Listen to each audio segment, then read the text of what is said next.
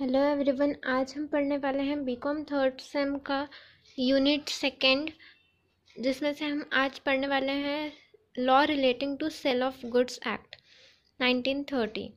तो first of all हमने इससे पहले कॉन्ट्रैक्ट एक्ट पढ़ चुके हैं पूरा, और कॉन्ट्रैक्ट क्या होता है वो हमें पता है। तो उसी के हिसाब से हम सेल ऑफ गुड्स भी पढ़ेंगे। सबसे पहले सेल ऑफ गुड्स यानी किसी भी वस्तु की बिक्री, ये भी एक कॉन्ट्रैक्ट होता है। वो कैसे होता है हम जानते हैं। तो कोई भी गुड्स जब सेल करना रहा या फिर कोई भी जो सेल करने का प्रोसेस होता है उसे कॉन्ट्रैक्ट इसलिए बोलते हैं क्योंकि वहाँ पे एक ऑफर होता है कि जो सेलर होता है वो ऑफर देता है बायर को कि आप ये गुड्स इतने प्राइस में खरीदेंगे क्या। तो ये ऑफर और एक्सेप्टेंस की वजह से सेल जो है वो कॉन्ट्रैक्ट माना जाता है। सेल में दो पार्टीज़ का होना बहुत ज़रूरी है, एक सेलर और सेकंड है बायर। दोनों के बीच कुछ खरीदने की बात होनी चाहिए, कुछ गुड्स होने चाहिए वहाँ। गुड्स किसी भी प्रकार के हो सकते हैं। गुड्स के टाइप क्या होते हैं मैं बताऊंगी आपको। कोई भी गुड्स रहे, उनकी अगर किसी भी प्राइस में एक्सेप्टेंस होता है कि हाँ हम इसे खरीदेंगे, तो ये ऑफ़र और एक्सेप्टेंस जहाँ होते हैं तो वो बनता है सेल। और सेल को ही हम कॉन्ट्रैक्ट बोलते हैं, क्योंकि मतलब सेल एक कॉन्ट्रैक्ट है, ऐसा बोल सकते हैं हम। अब इसके बाद जानते हैं कि कॉन्ट्रैक्ट ऑफ सेल के लिए क्या क्या इसेंशियल है।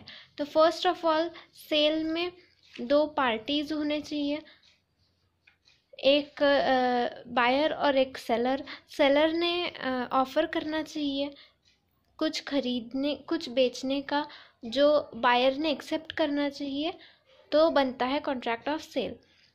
वहाँ पे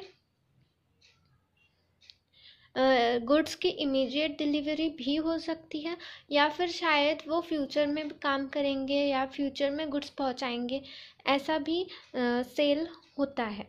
हम किसी फ्यूचर डेट में आपको गुड्स डिलीवर कर देंगे, तो ये भी सेल माना जाता है। उसमें प्राइस का भी आप अभी या फिर इंस्टॉलमेंट में या फ्यूचर डेट पे दोगे तो वो भी चलता है सेल में। उसके बाद और एक एसेंशियल पॉइंट है कि सेल में कंसीडरेशन जो होता है वो प्राइस होता है, मतलब मनी होता है, कोई वैल्यू होती है मनी की। मतलब अगर मैं आपको कुछ बेच रही हूँ तो उसके बदले मुझे मनी ही चाहिए, पैसे ही चाहिए।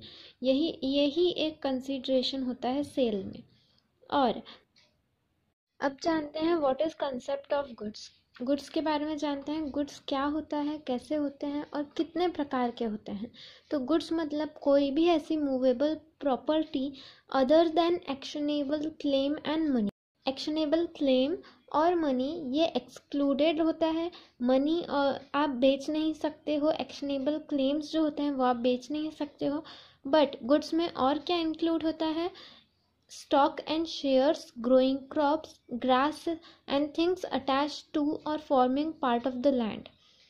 तो यानी क्रॉप्स हो गया, ग्रास हो गए, स्टॉक शेयर हो गया, ये सारी चीज़ें अगर मूवेबल नहीं है फिर भी गुड्स कहलाती हैं।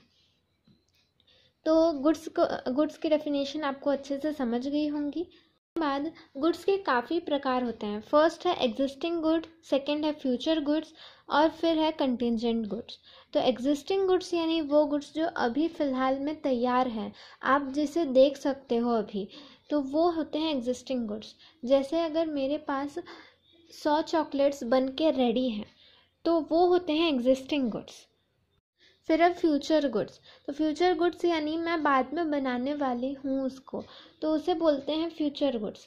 जैसे कि अगर मेरे पास बना नहीं है बट मैं बाद में आपको 100 क्विंटल पोटैटोज़ जो है वो पहले मिस्टर ए या फिर कोई भी बंदे के फील्ड से लाके आपको देने वाली हूँ, तो वो अभी मेरे पास है नहीं, मैं बाद में उसे लाऊंगी या फिर बनाऊंगी, उसके बाद आपको पहुंचाऊंगी। तो ये होते हैं फ्यूचर गुड्स। फिर आते हैं कंटिजेंट गुड्स। कंटिजेंट गुड्स यानी ऐसे गुड्स जहाँ पे कंडीशन लगा दी जाती है कि अगर मेरे पास अगर अगर ये हुआ तो मैं आपको वो गुड्स ला के बेच सकता हूँ। तो ऐसे जगह पे जो है वो कंटिजेंट गुड्स होते हैं। जैसे देखिए, अगर मैंने आपको अगर प्रॉमिस किया कि मैं आपको सेल करूँगी पिकासो की पेंटिंग, जो कि मेरे खुद की ओनरशिप में नहीं है, किसी दूसरे की ओनरशिप में है, तो मैं उसको पूछूंगी कि मैं आपको बोलूँगी कि मैं अगर ख़रीद पाती हूँ तो मैं आपको वो बेचूंगी। तो इसका मतलब यहाँ पे मैंने एक कंडीशन लगा दी गई है, अगर वो हुआ तो ये बेचूंगी मैं। तो इसको बोलते हैं कंटिजेंट गुड्स। अब देखते हैं, हमने तीन प्रकार के गुड्स देख लिए, existing goods, future goods, contingent goods. अब एग्जिस्टिंग गुड्स के तीन प्रकार होते हैं, specific goods, ascertain goods and uncertain goods.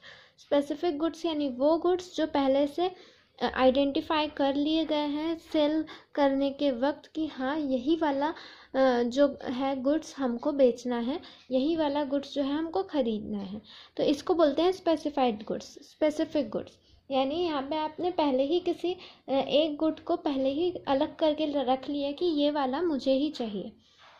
तो जैसे आप अगर मॉल में गए, आपको कपड़े लेने हैं, वहाँ पे इतने सारे ऑप्शंस हैं, बट आपने वो जो एक ड्रेस है वो आपने अलग ले ली है, जो आपने सेलर को बोल दिया है कि ये आप अलग रख दीजिए, ये मैं ख़रीदूँगा या ख़रीदूँगी।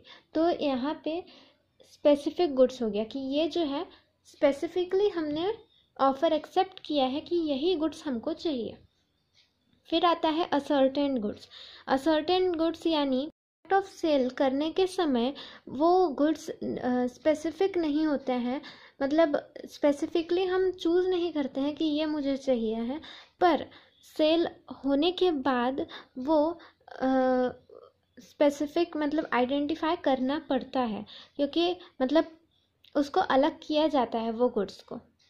जनरली असर्टेन गुड्स को स्पेसिफिक गुड्स की तरह ही लिया जाता है। जैसे कि अगर मैं बोलूँ आपको कि मेरे गोडाउन में 100 बोरे हैं कॉटन के, उसमें से आपने 50 बोरे कॉटन के खरीदने का मतलब जिसमें कॉटन है, ऐसे बोरे 50 बोरे आपने खरीदने के लिए राज़ी हो गए हो।